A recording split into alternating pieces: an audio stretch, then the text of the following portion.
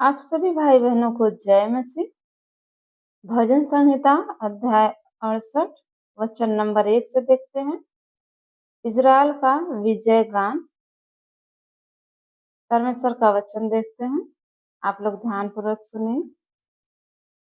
परमेश्वर उठे, उसके शत्रु तितर बितर हों और उसके बैरी उसके सामने से भाग जाएं।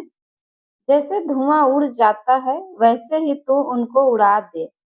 जैसे मोम आग की आंच से पिघल जाता है, वैसे ही दुष्ट लोग परमेश्वर की उपस्थिति से नष्ट हों, परंतु धर्मी आनंदित हों। वे परमेश्वर के सामने प्रफुल्लित हों, वे आनंद में मगन हों। परमेश्वर का गीत गाओ, उसके नाम का भजन गाओ। जो निर्जल देशों में सवार होकर चलता है, उसके लिए सड़क बनाओ। उसका नाम याह है, इसलिए तुम उसके सामने प्रफुल्लित हो। परमेश्वर अपने पवित्र धाम में अनाथों का पिता और विधवाओं का न्यायी है। परमेश्वर अनाथों का घर बसाता है और बंदियों को छुड़ाकर संपन्न करता है, परंतु हठीलों को सूखी भूमि पर रहना पड़ता है। हे परमेश्वर, जब तू अपनी प्रजा के आगे आगे चलता था, जब तू निर्जल भूमि में सेना समेत चला, तब पृथ्वी काँप उठी और आकाश भी परमेश्वर के सामने टपकने लगा। उधर सीनै पर्वत इज़राइल के परमेश्वर के सामने काँप उठा। हे परमेश्वर, तूने बहुतायत की वर्षा की।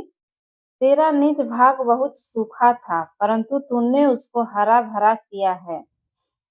तेरा झुंड उसमें बसने लगा। हे परमेश्वर, तूने अपनी भलाई से दीन जन के लिए तैयारी की है। प्रभु आज्ञा देता है, तब शुभ समाचार सुनाने वालियों की बड़ी सेना हो जाती है। अपनी अपनी सेना समेत राजा भागे चले जाते हैं और गृहस्थिन लूट को बांट लेती है।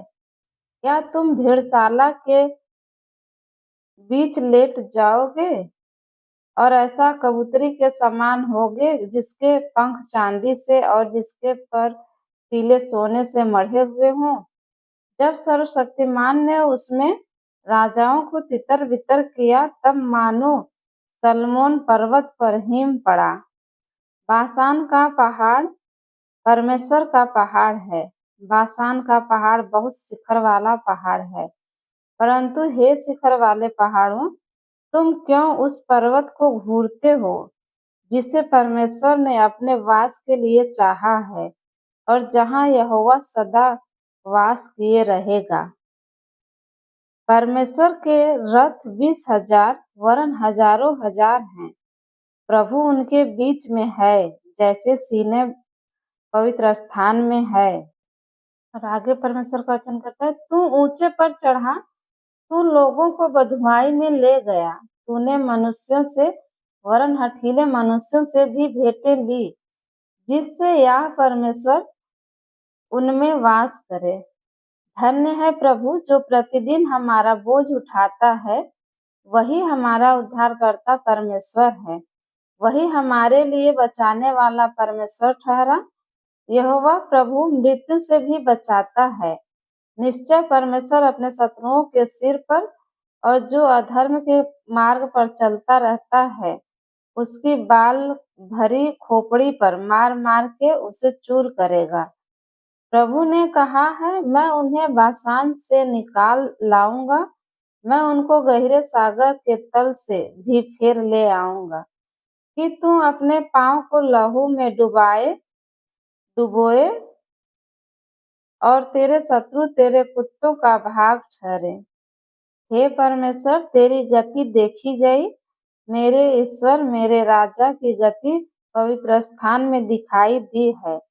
गाने वाले आगे आगे और तार वाले बाजों के बजाने वाले पीछे पीछे गए। चारों ओर कुमारियां डफ बजाती थीं। सभाओं में परमेश्वर का, हे इज़राइल के सोते से निकाले हुए लोगों, प्रभु का धन्यवाद करो।